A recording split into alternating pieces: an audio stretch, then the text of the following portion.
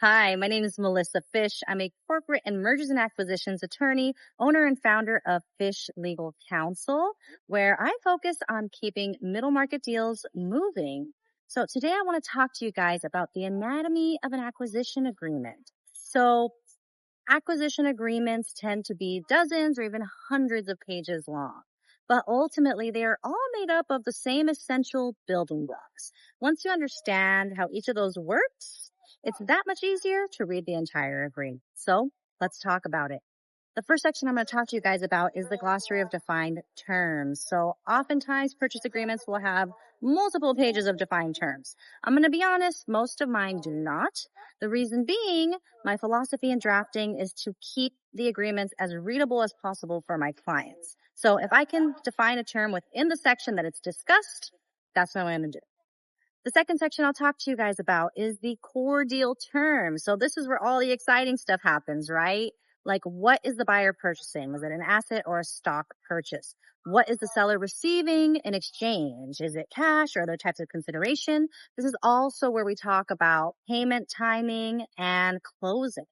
A lot of clients think that most of these terms are pretty much set in stone in the letter of intent. And while that is a great starting point for drafting the core deal terms, oftentimes in due diligence, things can come to light. If and when they do, it may be appropriate to evolve some of that structure or even the economics from when they started out in the LOI. The next section I'll talk to you guys about is representations and warranties. So the best way that I know to describe this is that representations are statements of past or existing fact that are made about the buyer or seller by the buyer or seller that run in favor of the other party. Warranties kind of piggyback on that. They are guarantees that those representations and warranties are true regardless of intent.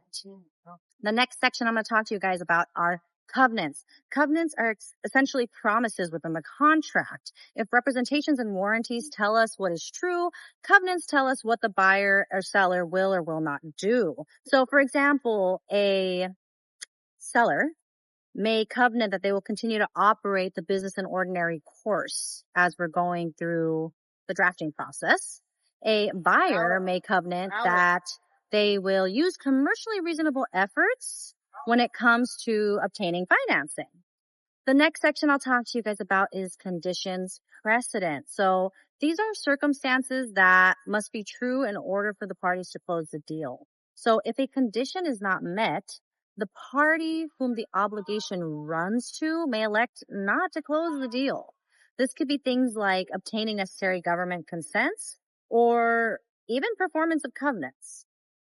The next section that I want to talk to you guys about is indemnification. There's a lot of questions about indemnification. Essentially, it's a contractual promise to reimburse the other party if they have losses that are caused by your breaking of a promise. It's the easiest way I could think to explain it. Ultimately, this is a highly negotiated section. Most sellers are going to want a basket of some kind, which basically means the losses have to reach a certain level before indemnification can be triggered. And they also negotiate for caps, which are what they sound like, a cap on the liability for indemnification. Generally, we're looking at 30 to 50% of the purchase price. Of course, agreements have a lot of other sections as well, depending on the complexity of your deal and any ancillaries you might be incorporating. But ultimately, the purpose of an acquisition agreement is not to make things more confusing or convoluted. Really, what it boils down to is identifying risk, allocating those risks fairly and intelligently, and providing a roadmap to the parties for closing the deal. Once again, I am Melissa Fish, corporate and mergers and acquisitions attorney, owner of Fish Legal Counsel, keeping middle market deals moving.